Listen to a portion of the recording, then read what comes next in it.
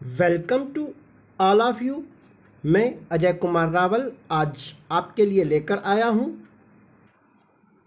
संशोधित प्रश्न बैंक कक्षा 12th इतिहास विषय से चैप्टर 7th एक साम्राज्य की राजधानी विजयनगर, हम्पी साम्राज्य का संपूर्ण हल आदर्श उत्तर सहित, साथ ही टेस्ट देने की सुविधा भी। जैसा कि आप देख पा रहे हैं, प्रश्न बैंक में लेसन 7 का आपको यहाँ पर बताया गया है। इसमें आपको 1 अंक के 5 क्वेश्चन पूछे जाएंगे और 4 अंक का 1 क्वेश्चन आएगा। तो निश्चित ही इसमें वस्तुनिष्ठ प्रश्न आपके लिए बहुत ही फायदेमंद होने वाले हैं। ये आप वस्तुनिष्ठ तैयार कर लीजिएगा ताकि 5 अंक आपके डायरेक्ट कवर होंगे, और 4 या 5 प्रश्न भी दे रखे हैं ताकि उसमें से भी एक 4 अंक का प्रश्न आने वाला है। ठीक है, तो हम शुरू करते हैं प्रश्न बैंक पर आधारित टेस्ट एवं अभ्यास कार्य।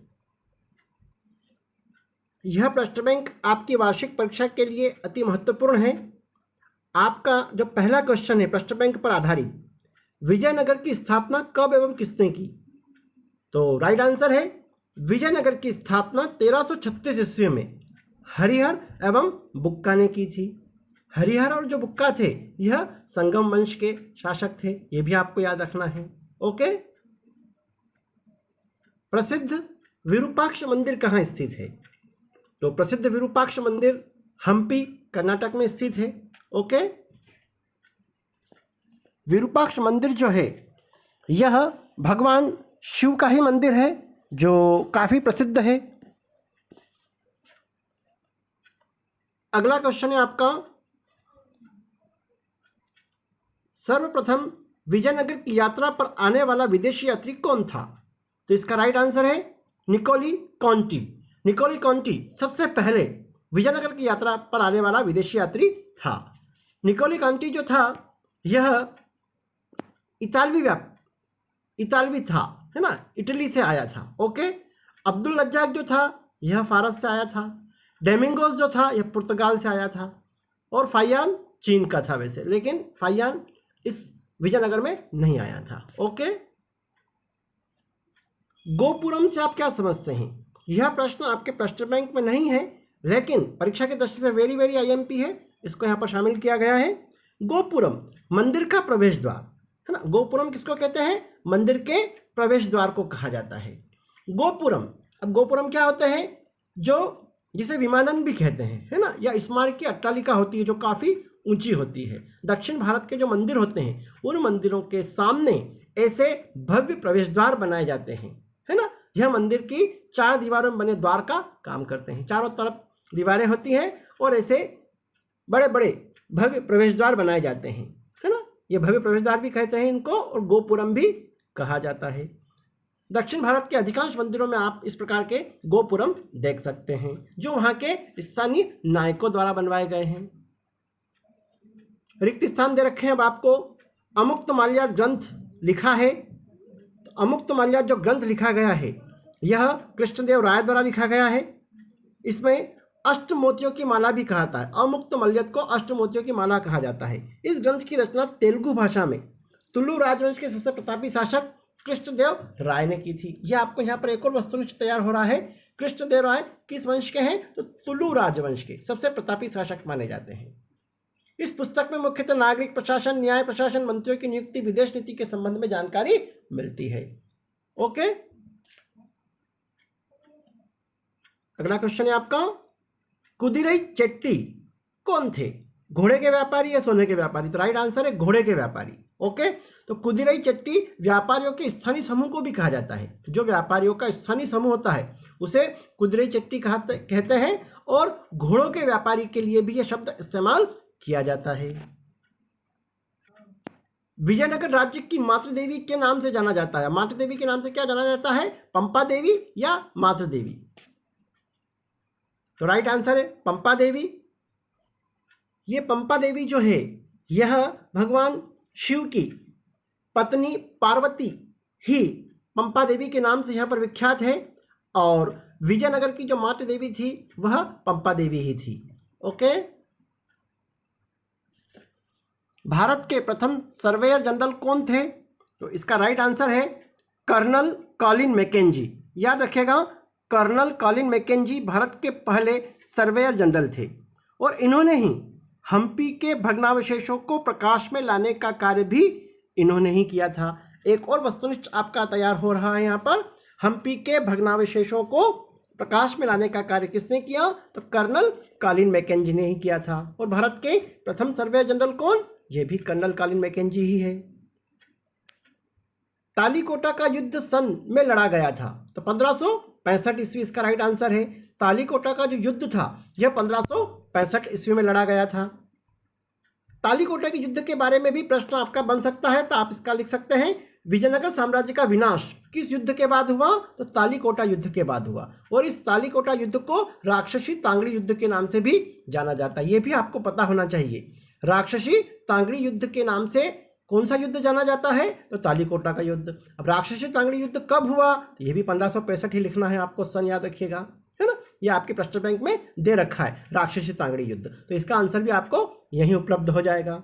तो आप लिख सकते हैं दक्षिण भारत की मुस्लिम राज्य की संयुक्त सेना ने, है ना, जो दक्षिण भारत के जो मुस्लिम राज्य थे उनकी संयुक्त सेना, और एक तरफ विजयनगर की सेना थी, और विजयनगर की सेना का नेतृत्व रामराय ने किया था। और दोनों के बीच में तालीकोटा के मैदान में युद्ध हुआ सन 1565 ईस्वी में, और इस युद्ध में विजयनगर की सेना को हार का सामना करना पड़ा। ओके, और धीरे धीरे विजयनगर राज्य का पतन हो गया। मतलब विजयनगर साम्राज्य जो पतन की ओर अग्रसर हुआ उसका मुख्य कारण था तालीकोटा का युद्ध। ओके, एक शब्द एक वाक्य में उत्तर दीजिए भी आपको दे रखे प्रश्न बैंक में। क्वेश्चन है आपका, विजयनगर में निर्मित हौज का क्या नाम है?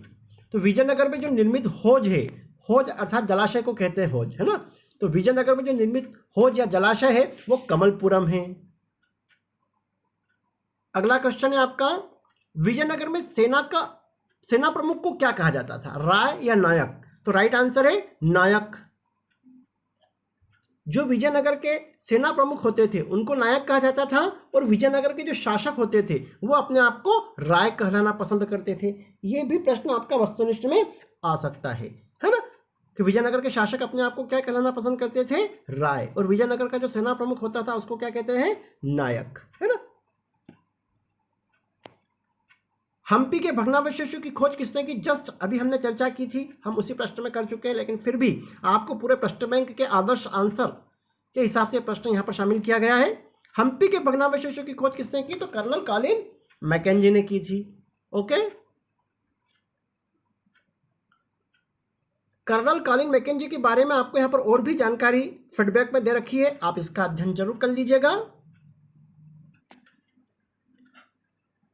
हजारा राम मंदिर किस राज्य में स्थित है? तो ये हम्पी विजयनगर में ही स्थित है ना। विजयनगर को हम्पी नाम से भी जाना जाता है। जो विजयनगर साम्राज्य है इसको हम्पी, वहाँ की जो स्थानीय माता देवी थी पंपा देवी, उसी के नाम पर इस शहर का नाम पड़ा या इस राज्य का नाम पड़ा हम्पी, जो वर्तमान में कर्नाटक राज्य में स्थित है ना। बहुत अच्छा स्थान है, आप इसके अभी भी पर्यटक स्थलों में इसको माना जाता है हम्पी विजयनगर को। और 1976 ईस्वी में हम्पी को राष्ट्रीय महत्व के रूप में मान्यता मिली है। महानवमी पर्व किस राज्य में मनाया जाता है? तो यह भी हम्पी ही इसका राइट आंसर है। और महानवमी पर्व के बारे में हम आगे चर्चा करेंगे निबंधात्मक क्वेश्चन में। अगला क्वेश्चन है आपका, कृष्णदेव राय ने कौन सा उपनगर बसाया था? कृष्णदेव राय ने अपनी माता के नाम पर नगलपुरम उपनगर बसाया था, याद रखिएगा। सही जोड़ी देख लीजिएगा, हरिहर प्रथम। अब हरिहर प्रथम जो था इसका राइट आंसर है हरिहर प्रथम का, यह संगम राजवंश से संबंधित था, है ना। हम पहले चर्चा कर चुके हैं हरिहर और बुक का, तो ये भी संगम वंश राजवंश से ही थे। नेक्स्ट है आपका नरसिंह। अब नरसिंह संबंध है सालू राजवंश से। यहाँ पर याद रखिएगा नरसिंह नाम से 2 शासक हुए हैं। तुलु राजवंश का जो संस्थापक है वो है वीर नरसिंह, ये याद रखिएगा। तुलु राजवंश का जो संस्थापक था वो वीर नरसिंह था। ओके, 1505 ईस्वी में वीर नरसिंह ने तुलु राजवंश की नींव डाली थी। किंतु नरसिंह एक सलू राजवंश का भी शासक था, है ना, सलू राजवंश का भी शासक था, वो सिर्फ नरसिंह था। इस चीज का ध्यान रखिएगा, नरसिंह तो सलू राजवंश लिखना है, और वीर नरसिंह यदि आ जाए तो वो तुलु राजवंश से संबंधित है। नेक्स्ट था आपका कृष्णदेव राय, तो कृष्णदेव राय संबंधित है आपके तुलु राजवंश से, है ना, तुलु राजवंश का सबसे प्रतापी शासक था कृष्णदेव राय। और लास्ट है आपका तिरुमाल, जो अरविदो राजवंश से संबंधित है। सत्य सत्य दे रखे हैं आपकी प्रश्न बैंक में। विजयनगर राज्य की स्थापना तुंगभद्रा नदी के किनारे की गई थी, तो यह सत्य है, तुंगभद्रा नदी के किनारे ही विजयनगर राज्य की स्थापना हुई थी। यहाँ पर एक और नदी थी, तुंगभद्रा और कृष्णा नदी, दोनों नदी के बीच में या जो क्षेत्र होता है वहां पर इसकी स्थापना की गई थी। निकोला द कांटी मोरक्को देश से संबंधित था, तो यह असत्य है, यह इतालवी अर्थात इटली से संबंधित था।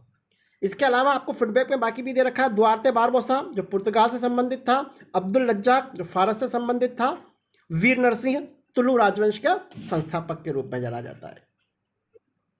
राक्षस टांगड़ी युद्ध सन 1565 ईस्वी में हुआ था, बिल्कुल सत्य है। राक्षस टांगड़ी युद्ध को ही तालीकोटा का युद्ध भी कहा जाता है, जो विजयनगर के साम्राज्य का पतन का कारण बना था।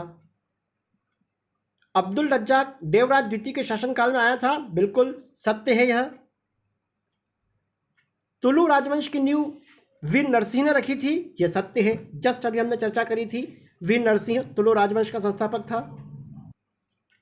अभी हमने जो वस्तुनिष्ठ सत्य सत्य रिक्त स्थान जो देखे हैं, यह 5 अंक के आने वाले हैं आपके वार्षिक परीक्षा में, तो इनको बहुत अच्छी तरीके से तैयारी कर लें। अब जो प्रश्न बैंक में आपको क्वेश्चन दे रखे 4 अंक के, है ना, तो 4 अंक के कुछ महत्वपूर्ण क्वेश्चनों पर हम चर्चा कर लेते हैं आदर्श आंसर के साथ। अब जो आपके क्वेश्चन है, यह आपके बहुविकल्पों की तर्ज पर निबंधात्मक प्रश्न तैयार होने वाले हैं। क्वेश्चन है आपका, विजयनगर के शासकों ने वर्षा जल संचय के लिए क्या कार्य किए, है ना, परीक्षा की दृष्टि से वेरी वेरी आईएमपी क्वेश्चन है यह। विजयनगर के शासकों ने वर्षा जल संचय के लिए समय समय पर जल आवश्यकताओं की पूर्ति करने के लिए पहाड़ियों से निकलने वाली लगभग सभी धाराओं के साथ बांध बनाकर अलग अलग आकारों के होजों अर्थात जलाशयों का निर्माण करवाया। ओके, ऐसे सर्वाधिक महत्वपूर्ण जलाशयों में से एक का निर्माण 15वीं शताब्दी के आरंभिक वर्षों में किया गया। इन जलाशयों को वर्तमान में कमलपुरम जलाशय के नाम से जाना जाता है। इस जलाशय के पानी के आसपास खेतों की सिंचाई की जाती थी और तुंगभद्रा नदी पर बने बांध से पानी लाकर हिरिया नहर के माध्यम से राजकीय केंद्र की पेयजल आपूर्ति की जाती है ना। तो आपका एक और वस्तुनिष्ठ तैयार होगा, कौन सी नहर, विजयनगर के शासकों ने कौन सी नहर का निर्माण करवाया था, तो वह है हिरिया नहर। ओके, अच्छा प्रश्न है, आप इसको भी जरूर राइट डाउन करिएगा। अगला क्वेश्चन है आपका, विरूपाक्ष मंदिर की विशेषताओं को स्पष्ट कीजिए। यहाँ पर मैं आपको याद दिला दूं, यह प्रश्न बैंक में शामिल नहीं किया गया है, लेकिन आपके अर्धवार्षिक परीक्षा में क्वेश्चन आया था, तो इसलिए आपको यहाँ पर उपलब्ध करवाया गया है। विरूपाक्ष मंदिर की विशेषताएं, तो विरूपाक्ष मंदिर भगवान शिव को समर्पित है। यहाँ का शिवलिंग थोड़ा झुका हुआ है ना, थोड़ा सा तिरछा है। मुख्य मंदिर के सामने एक भव्य मंडप का निर्माण करवाया गया है, जिनके स्तंभों पर शानदार नक्काशी की गई है जो अद्वितीय है। इस मंदिर के सामने भव्य गोपुरम का निर्माण करवाया गया है, जो स्थापत्य कला का अद्वितीय नमूना है ना। अभी गोपुरम के बारे में हम चर्चा कर चुके हैं। भव्य प्रवेश द्वार को कहा जाता है। दक्षिण भारत के अधिकांश मंदिरों में इस प्रकार के गोपुरम का निर्माण करवाया गया है। इस मंदिर परिसर में स्थित सभागारों का प्रयोग विभिन्न प्रकार के कार्यों के लिए तथा समय समय पर विभिन्न प्रकार के आयोजनों के लिए किया जाता था, है ना। जो परिसर होता था मंदिर परिसर, उसमें बड़े बड़े सभागार बने हुए हैं। ओके, इस मंदिर परिसर में कई छोटे मंदिर भी बने हुए हैं जो आज भी आकर्षण का केंद्र बने हुए हैं। ओके, तो ये विरूपाक्ष मंदिर की कुछ विशेषताएं यहाँ पर बता रखी है, आप इसको भी याद कर लीजिएगा। अगला क्वेश्चन है आपका, अमरनायक के कार्य बताइए। तो यहाँ पर आपको अमरनायक को भी समझना जरूरी है। अभी हमने बात करी थी, जो सेना प्रमुख होता है उसको हम नायक कहते हैं, तो इनके लिए अमरनायक का उपयोग भी किया गया है। तो अमरनायक सैनिक कमांडर होते थे, है ना। अमरनायक सैनिक कमांडर होते थे जिन्हें राय द्वारा प्रशासन के लिए राज्य क्षेत्र दिए जाते थे। राय आप सब जानते हैं, विजयनगर के शासकों को राय कहा जाता है। तो अमरनायक उस क्षेत्र में किसानों, शिल्पकारों, व्यापारियों से कर एवं अन्य बकाया राशि वसूल करते थे। जैसे पहले सामंतवादी व्यवस्था थी ना, इसी प्रकार यहाँ पर सामंत की जगह इनको अमर नायक नाम दिया गया था। ओके, अमर नायक विजयनगर शासकों को एक प्रभावी सैन्य शक्ति प्रदान करने में सहायक होते थे, है ना, सैन्य शक्ति ये रखते थे अपने पास। अमर नायक राजस्व का कुछ भाग मंदिरों तथा सिंचाई के साधनों के रखरखाव के लिए खर्च भी करते थे। जो अमर नायक होते थे वो राजस्व का कुछ भाग जो मंदिरों और सिंचाई के साधनों में उपयोग करने के लिए इस्तेमाल करते थे, रखरखाव के लिए इस्तेमाल करते थे। अमर नायक राजाओं को वर्ष में एक बार भेंट भेजा करते थे। अमर नायक क्या करते थे, राजाओं को वर्ष में एक बार भेंट भेजा करते थे और अपनी स्वामी भक्ति प्रकट करने के लिए राजा के दरबार में उपहारों के साथ स्वयं उपस्थित हुआ करते थे, है ना। हम जब महानवमी डिब्बा के बारे में चर्चा करेंगे तब अमर नायक का वर्णन वहां भी आएगा। ओके, अच्छा प्रश्न है, परीक्षा की दृष्टि से वेरी वेरी आईएमपी है, जरूर याद कर लीजिएगा।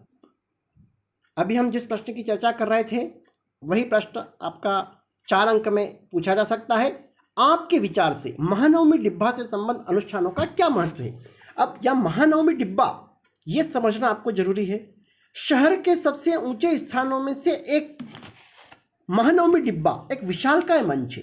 महानवमी डिब्बा एक विशालकाय मंच है जो लगभग 11,000 वर्ग फीट के आधार पर 40 फीट की ऊंचाई तक जाता है ना। 11,000 वर्ग फीट इसका बेस है और आधार से 40 फीट ऊंचाई तक जाता है। इसको महानवमी डिब्बा कहा जाता है। इस संरचना से जुड़े अनुष्ठान संभवतः सितंबर तथा अक्टूबर के शरद मासों में मनाए जाते हैं। 10 दिन के हिंदू त्योहार जैसे दशहरा, दुर्गा पूजा, नवरात्रि या महानवमी के नाम से जाना जाता है। जैसे हमारे यहाँ पर उत्तर भारत में हम दशहरा और ये मनाते हैं ना, ऐसे ही वहाँ पर भी सितंबर और अक्टूबर महीने में 10 दिन का त्यौहार मनाया जाता था। महानवमी का शाब्दिक अर्थ होता है महान नवा दिवस, है ना। महानवमी का शाब्दिक अर्थ क्या होता है, महान नवा दिवस, है ना। जब हम माता की पूजा करते हैं तो वहाँ पर भी ऐसा ही कुछ होता था। इस अवसर पर होने वाले धर्मानुष्ठानों में मूर्ति की पूजा, राज्य के अश्वों की पूजा तथा भैंस और अन्य जानवरों की बलि भी सम्मिलित थी, है ना। इस अवसर पर धर्मानुष्ठान होते थे, मूर्ति पूजा होती थी, राज्य में अश्वों की पूजा की जाती थी, है ना। सेना में अश्वों का बहुत महत्वपूर्ण स्थान था तथा भैंस और अन्य जानवरों की बलि भी दी जाती थी। त्योहारों के अंतिम दिन राजा अपनी तथा अपने नायकों की सेना का खुले मैदान में आयोजित भव्य समारोह में निरीक्षण करते थे, है ना। जैसा भी हमने अभी चर्चा की थी नायकों के बारे में आएगा, तो यहाँ बता रखा है नायकों की सेना का खुले मैदान में आयोजित भव्य समारोह में निरीक्षण करता था। नायक की सेना कैसी है, मजबूत है, उसकी निरीक्षण करता है। राय जो होते थे ना वो निरीक्षण करते थे। इस अवसर पर नायक राजा के लिए बड़ी मात्रा में भेंट तथा उपहार भी लाता था। जो नायक होते थे, सैनिक कमांडर होते थे, वह राजा के लिए बड़ी मात्रा में भेंट भी साथ में महानवमी डिब्बा। ओके, अच्छा प्रश्न है, याद जरूर कर लीजिएगा। तालीकोटा का युद्ध का संक्षिप्त वर्णन करते हुए इसके परिणामों की विवेचना कीजिए, है ना। यह भी संभावित क्वेश्चन है। ओके, तो तालीकोटा का युद्ध संयुक्त मोर्चा जिसमें मुस्लिम राज्य की सेनाओं बीजापुर, अहमदनगर, गोलकुंडा तथा बीदर की सम्मिलित सेना थी और विजयनगर के मध्य 23 जनवरी 1565 ईस्वी को तालीकोटा के मैदान में युद्ध हुआ और यह युद्ध राक्षसी तांगड़ी युद्ध के नाम से जाना जाता है। अब परिणाम क्या हुआ, इस युद्ध में विजयनगर की सेना से राम राय ने बड़ी वीरता से युद्ध किया, किंतु अंततः इस युद्ध में संयुक्त मोर्चा की सेनाओं ने विजयनगर को करारी शिकस्त दी। यह भारतीय इतिहास के महाविनाशकारी युद्धों में से एक सिद्ध हुआ। इस युद्ध में बड़ी संख्या में विजयनगर के सैनिकों का कत्ल कर दिया गया। विजयनगर को बुरी तरह से लूटा और नष्ट कर दिया गया। इस युद्ध के पश्चात विजयनगर राज्य का नाम मात्र के लिए अस्तित्व रहा, परंतु उसकी स्थिति दक्षिण भारत में कभी भी सुदृढ़ नहीं हो सकी। इस प्रकार धीरे धीरे विजयनगर साम्राज्य पतन की ओर अग्रसर हुआ। यह भी आईएमपी क्वेश्चन है, आप जरूर याद कर लीजिएगा। कृषि क्षेत्र को किलेबंद भूभाग में क्यों समाहित किया जाता था, संक्षेप में बताइए, है ना।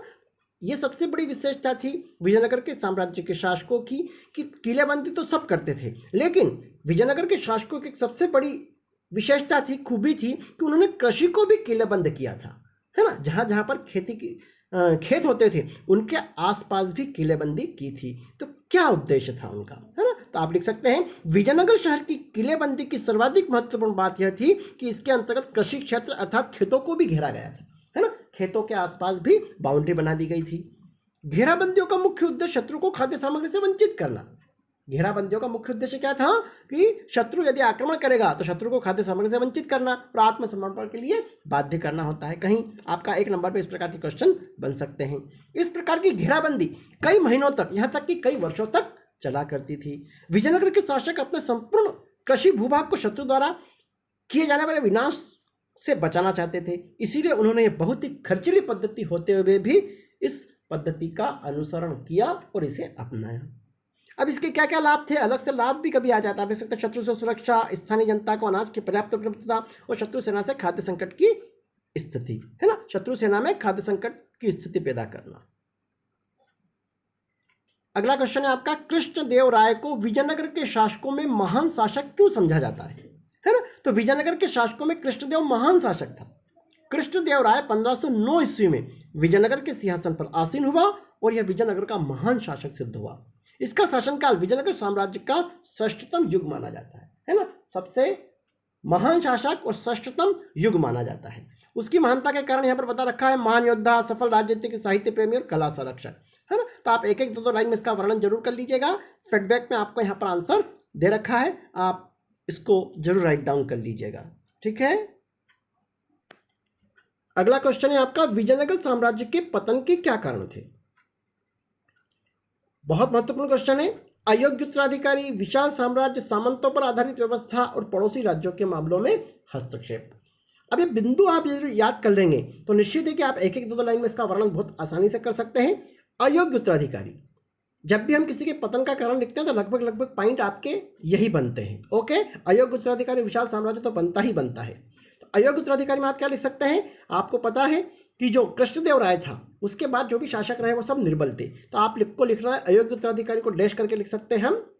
विजयनगर साम्राज्य के जो शासक कृष्णदेव राय के बाद जो भी शासक थे वो सब निर्बल और अयोग्य थे, इस कारण विजयनगर साम्राज्य का पतन हो गया, है ना। ये एक लाइन में आप लिख देंगे। विशाल साम्राज्य, विजयनगर साम्राज्य बहुत विशाल साम्राज्य था, इतने बड़े विशाल साम्राज्य को सुचारू रूप से नहीं चलाया जा सका और धीरे धीरे वो पतन की ओर अग्रसर हुआ। सामंतों पर आधारित व्यवस्था, अभी हम नायक के बारे में पढ़ चुके हैं, अमर नायक के बारे में पढ़ चुके हैं, तो ये वही सामंतवादी व्यवस्था ही थी, तो आप डैश करके लिख सकते हैं सामंतों पर आधारित व्यवस्था। विजयनगर साम्राज्य सामंतों पर आधारित व्यवस्था पर आधारित था। इनके पास जो सेना थी वह राजा के पास जो सेना ज़्यादा नहीं थी, वह सामंतों की सेना पर निर्भर रहते थे, इस कारण विजयनगर साम्राज्य पतन की ओर अग्रसर हुआ। पड़ोसी राज्यों के मामलों में हस्तक्षेप, ये बहुत महत्वपूर्ण बिंदु है। आप सब जानते हैं जब राम राय शासक बना था, राम राय सेनापति था और उस समय सदाशिव राव शासक था। राम राय के पास समस्त सत्ता थी, है ना, लेकिन उसने क्या करा, अपने पड़ोसी राज्य जो दक्षिण भारत के मुस्लिम राज्य थे उनके आंतरिक मामलों में हस्तक्षेप करना शुरू कर दिया। इस कारण पड़ोसी राज्यों के मामले में हस्तक्षेप करने के कारण वह निशाने पर आ गए और समस्त जो दक्षिण भारत के मुस्लिम राज्य थे वो सब एक मत हो गए और इन पर आक्रमण कर दिया। इस प्रकार विजयनगर साम्राज्य पतन की ओर अग्रसर हुआ। अच्छा प्रश्न है, ये भी आप याद कर लीजिएगा। अंतिम क्वेश्चन पे आ गए हम। कमल महल और हाथियों के अस्तबल जैसे भवनों का स्थापत्य हमें उनके बनवाने वाले शासकों के विषय में क्या बताता है ना। तो अब ये प्रश्न ज़्यादा महत्वपूर्ण नहीं है तो हमने इसको अभ्यास कार्य में डाल दिया है, फिर भी इसका आंसर भी आपको उपलब्ध करवाया गया है, आप जरूर अवलोकन करें। शाही केंद्र में सर्वाधिक आकर्षक भवनों में एक लोटस महल था। सर्वाधिक आकर्षक भवनों में एक लोटस महल था जिसे हम कमल महल भी कहते हैं। शाही केंद्र मतलब जहाँ राजा महाराजाओं का जो रहने का स्थान था और जो परिसर था उस परिसर में लोटस महल बना हुआ था, जिसका नामकरण 19वीं शताब्दी में अंग्रेज यात्रियों ने किया था, है ना। अंग्रेज यात्रियों ने उसको कमल महल के नाम से प्रचारित किया तो उसका नाम कमल महल पड़ गया। यद्यपि यह नाम रोमांचकारी है परंतु इस संबंध में निश्चित नहीं कर पाए कि यह किस कार्य के लिए प्रयोग किया जाता था, है ना। न तो उसकी आकृति कमल जैसी थी, लेकिन उसको कमल महल, कमल जिस प्रकार सुंदर होता है, फूलों में सबसे सुंदर कमल होता है, उसी प्रकार भवनों में यह काफ़ी सुंदर महल था, इसलिए उसको कमल महल का नाम दिया गया। मैकेंजी का सुझाव है कि यह भवन परिषद भवन था। हम अभी बात कर चुके हैं, कर्नल कॉलिन मैकेंजी ने ही सबसे पहले इसके भग्नावशेषों को सामने लाने का श्रेय जाता है। तो उनका सुझाव था कि यह भवन परिषद भवन था, जहाँ राजा अपने परामर्श दाताओं से मिलता था और विचार विमर्श करता था, है ना। जहाँ पर विचारों का आदान प्रदान होता है, तो यह शायद वो भवन रहा होगा। कमल महल के निकट हाथियों का भी अस्तबल था। इससे ज्ञात होता है कि विजयनगर के शासक हाथियों के भी शौकीन रहे होंगे, है ना। इतना बड़ा अस्तबल आप चित्र देख सकते हैं आपकी बुक में, तो आपको पता चल जाएगा। तो निश्चित ही वह हाथियों के भी काफ़ी शौकीन रहे होंगे। तो हाथियों का प्रयोग सेना के अलावा अन्य कार्यों के लिए भी किया जाता था। उक्त वर्णन के आधार पर हम कह सकते हैं कि विजयनगर के शासक स्थापत्य प्रेमी थे, साथ ही पशुओं की भी उचित देखभाल का विशेष ध्यान रखते थे, है ना। स्थापत्य कला के तो कई सारे मंदिर और स्मारकों के बारे में आप पढ़ ही चुके हैं, और पशुओं की भी उचित देखभाल करते थे। तो इस प्रकार हमारा टेस्ट और अभ्यास कार्य पूर्ण हुआ, जो प्रश्न बैंक पर आधारित था। अब हम इसको सबमिट कर देते हैं। सबमिट करने के बाद व्यू स्कोर पर आ गए हैं। व्यू स्कोर देख लेते हैं। जैसा कि आप देख पा रहे हैं 100% अंक अर्जित कर चुके हैं। तो निश्चित ही जो अभी हमने प्रश्न बैंक का अभ्यास एवं टेस्ट कार्य के माध्यम से हल किया वो सभी सही है। आप भी इस टेस्ट एवं अभ्यास कार्य में पार्टिसिपेट करके अपना स्वमूल्यांकन कर सकते हैं, और मेरे YouTube channel your destination with Ajay Rawal को जरूर सब्सक्राइब करें, ताकि लेटेस्ट वीडियो की सूचना आपको समय पर मिल सके। और यदि आपके कोई सुझाव हो तो मुझे कमेंट बॉक्स में जरूर बताएं, और यदि किसी क्वेश्चन को समझने में कहीं समस्या हो तो भी आप मुझे कमेंट बॉक्स में जरूर बताएं। प्रश्न बैंक से संबंधित आगे के वीडियो भी आपके लिए उपलब्ध रहेंगे, और आप स्वयं इसमें पार्टिसिपेट भी कर सकते हैं। तो जुड़े रहें मेरे साथ, सीखने का एक नया तरीका, एक नए अनुभव के साथ। धन्यवाद। जय हिंद।